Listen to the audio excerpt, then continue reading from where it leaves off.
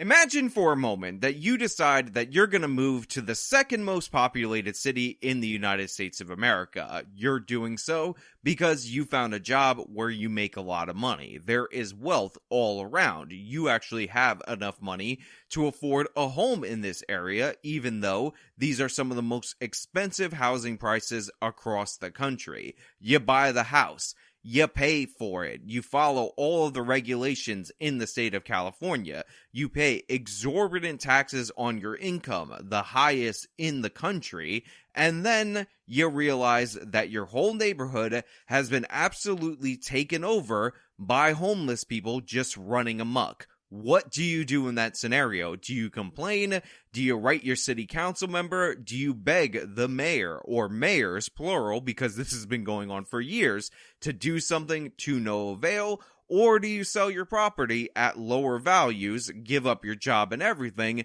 and flee the state? Well, this is the question that a lot of Los Angeles residents find themselves asking after their high-status neighborhoods have been completely conquered by homeless people. And when I'm talking about homeless people, I just want to make it clear, these are vaguely homeless people. They are without houses, without apartments, but they're actually setting up an RV camp in the area. Now, long-term viewers of this channel will know that we covered a similar story in a different Los Angeles neighborhood, but this one is particularly bad due to the fact of how long this problem has been ongoing and how the city has just decided that in no way, shape, or form are they going to help.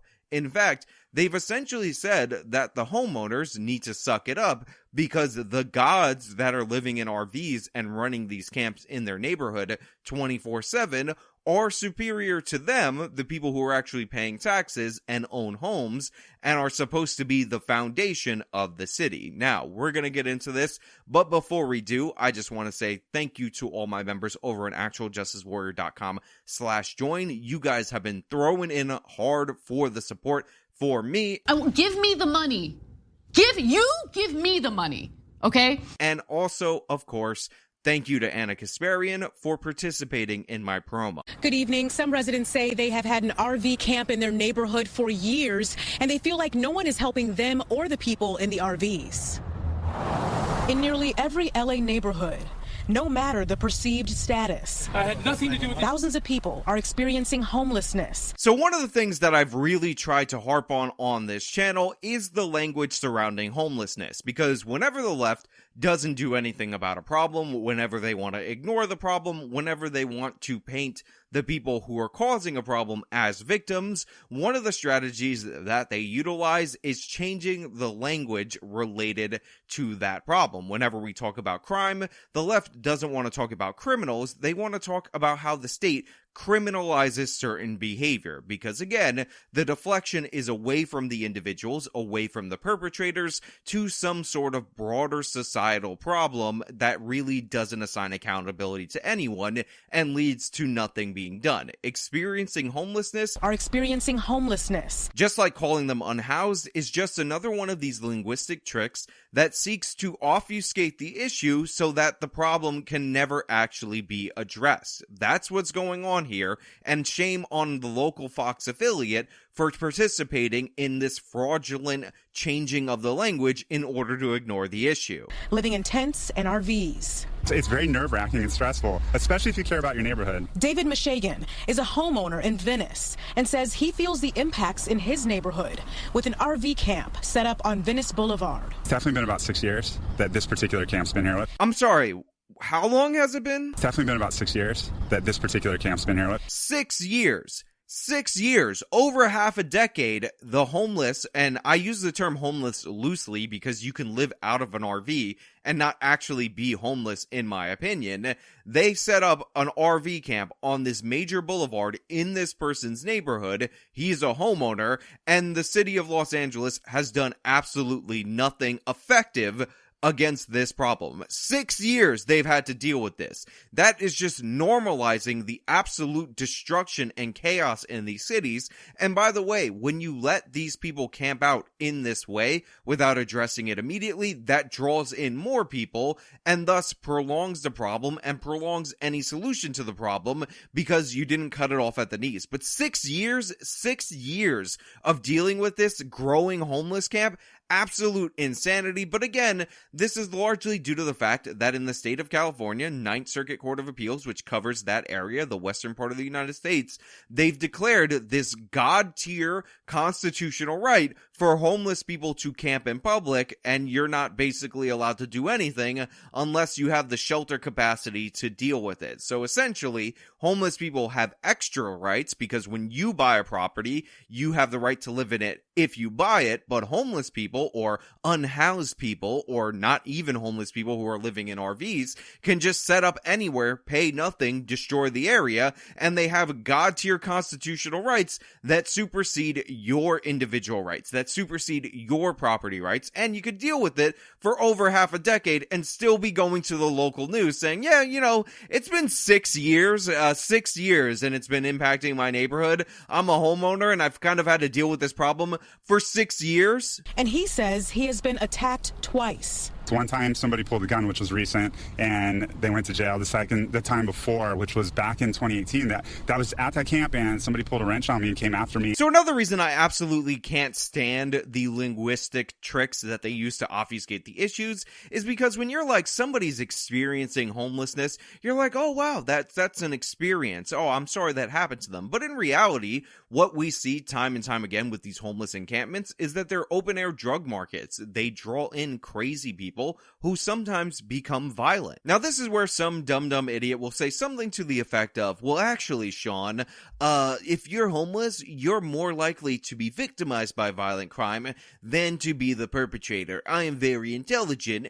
because I don't understand that I'm actually lying with statistics, but I heard this, so I'm going to report it. Please give me virtue point. Yes, obviously, the percentage of violent mentally ill people is lower than the percentage of overall mentally ill people in these homeless encampments, and what dictates whether or not you're going to be victimized by one of these violent individuals is the proximity of which you live to these homeless encampments. And nobody lives closer to homeless encampments than the people who actually live within them. So yes, the violent people are more likely to attack people that are near them, and those people, since we're allowing these encampments to get larger and larger, tend to also be homeless. So statistically, for sure, we're gonna have you to be more likely to be victimized by a homeless person if you're within the encampment, if you're also homeless as well, as compared to people who don't live near them, which is the overall expansion of the denominator tactic that you're using in order to inflate that. That still does not mean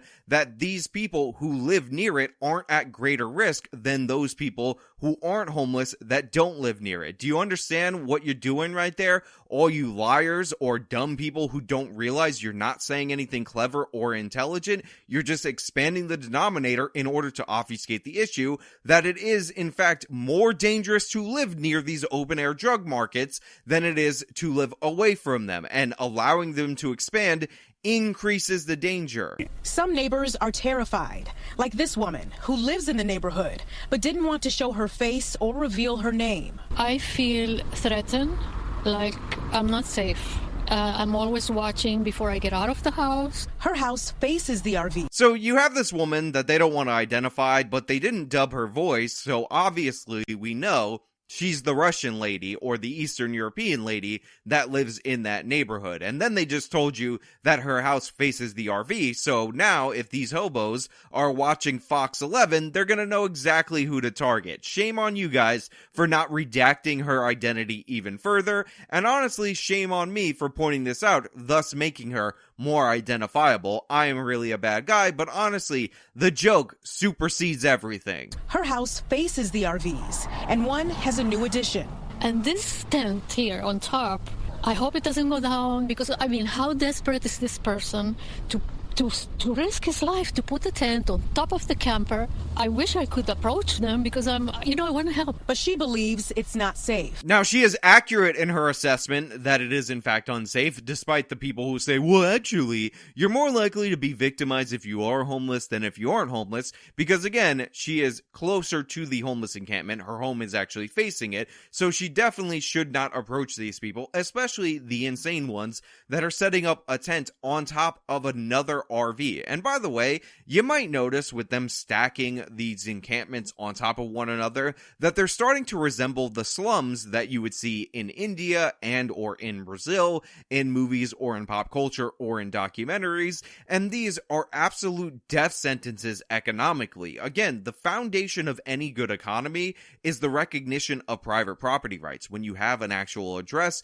you can take out a loan. When you have a home, you can leverage that. You can start a business. When property rights are protected, people are not worried as much about theft. They can function more fluidly, and allowing these encampments, which ultimately will end up progressing at the rate that they're going into straight up third world slums, is no solution at all whatsoever. Again, under a system of private property rights, if somebody decided to move in above you and build an additional story on your home, that would obviously not be allowed without your permission. However, we're seeing these third world tactics come to fruition in one of the wealthiest cities in the United States of America, the second largest city in the United States of America, and of course, that's Los Angeles. But remember, the Ninth Circuit Court of Appeals says that if you're homeless in this part of the United States, you have a god-tier right to violate the basic norms and basic private property rights that have been established in the Western world for centuries, because, you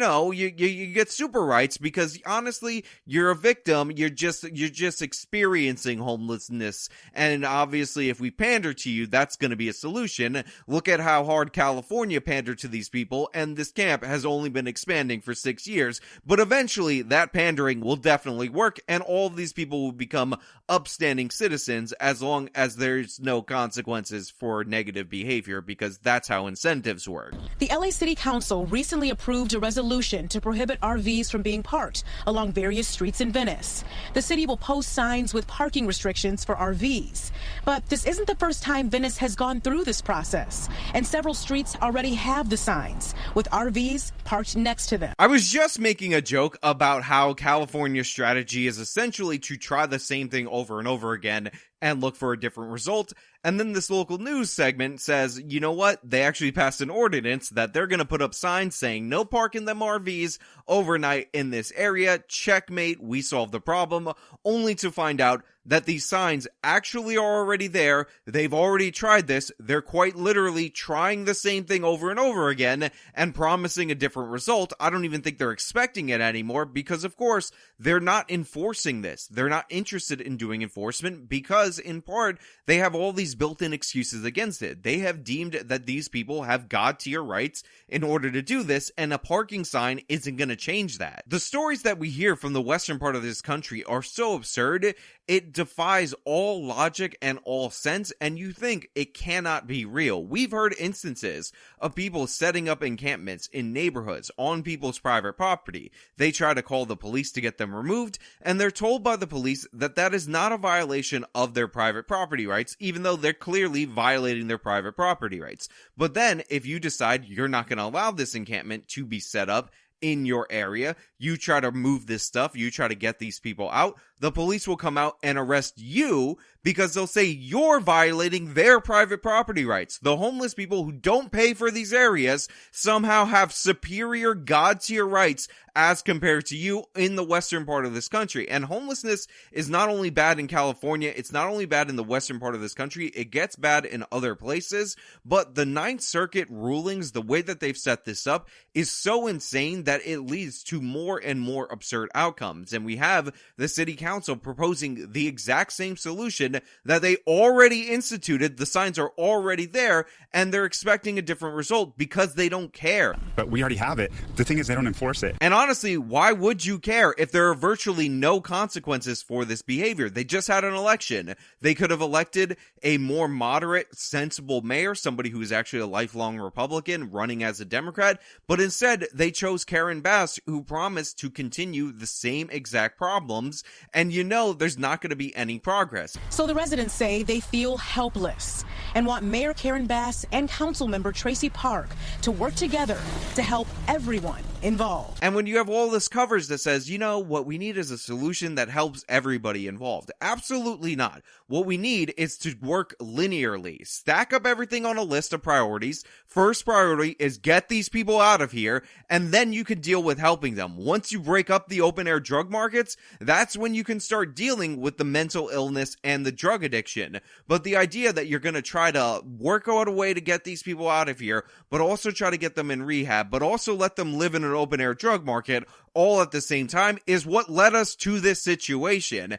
And I do appreciate the neighbors finally having enough. I mean, it's been 6 years. Maybe you could have had enough a lot earlier, but based on what's going on in California, there's not a lot they could do, especially if they've had enough earlier on in the 6-year period that this encampment has started and grown and festered. It's not a family and a mom. Like, they paint these pictures when the politicians talk, like Great Depression pictures of this hardworking family that are really down on their luck, which was the case then. This isn't the case. These are 25-year-old, 30-year-old people taking advantage of a system that's definitely broken. Yes, he's 100% right. These are people who move there because there's no consequences, because it's convenient for them. They take advantage of the system. They don't treat other people in the area well. There's no community. It's not the Great Depression. These aren't sad but stern, strong-willed people on hard times. And I appreciate the neighbor saying that the politicians are talking nonsense. These are not situations where normal, average, everyday people are falling into homelessness. That definitely happens.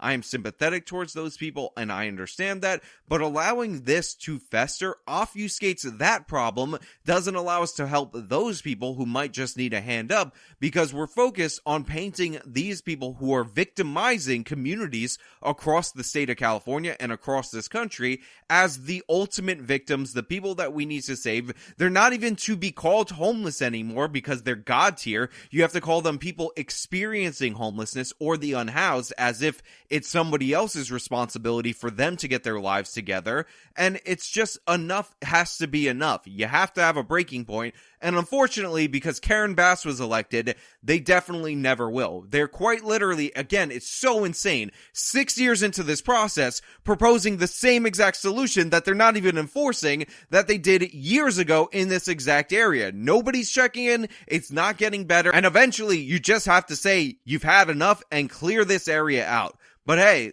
look, those are just my thoughts. Let me know your thoughts down in the comments below. If you like the video, show them by leaving a like. Subscribe for more content. Follow me on all my social media. Support me via the support links in the description of this video. This has been me talking about an insane homeless encampment in the state of California. Till next time.